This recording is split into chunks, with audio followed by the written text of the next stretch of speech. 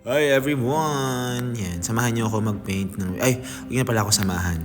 Panoorin niyo na lang ako gumawa ulit ng mural after 2 months of not painting. Yan. So gagawin natin ngayon. Hala, ba't ang bilis? Ala! Okay, gagawin natin ngayon ay... Bakit Ano ka? Bakit lunch agad? Di pa nag-start yung work. Yan, o sige, kain. Anyway, ang sarap dito sa katsu something. Ang kinain ko ay chicken katsu, yun yung bestseller nila. So anyway, ang project natin for today ay sa Chubby Crab sa may Aguirre Street sa may BF. So this is my third project for them. Hala, nagkape pa talaga after mag-lunch. So mag-work ba to o magpipiknik? Anyway, ayan, sige. Hala, nakakrap na pa siya. Nag-sketch na ako. Ayan, ang bilis ng video. Tapos, linisin ko muna yung lalagyan ng yung pinaka-ano ko, palette ko. Yung palette ko ay lalagyan lang ng mga jewelries. Yun, para malaking space. Tapos flex ko lang yung mga brushes ko. Kala mo naman talaga. Medyo matagal ko silang linagay.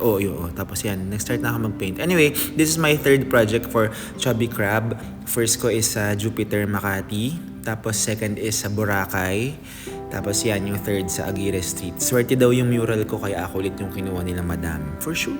Malamang swerte talaga yan. Ano ba? Parang tanga. Anyway, so nag-start na rin akong mag-paint nga. Kaya ka pa nag-start mag-paint. Yan. Tapos, ang bilis. Tapos, yan, highlight, ganyan. Ang bilis ko gumawa, no? Anyway, ayan. So, super saya kasi after, wala pang 1 year yata. Mag-1 year na nung last kong project sa kanila sa Boracay. Tapos, ayan, may bago na silang branch. Bongga nila, madam. Kasi nga, swerte nga yung mural ko. Ayan, tapos outline na. Ganon.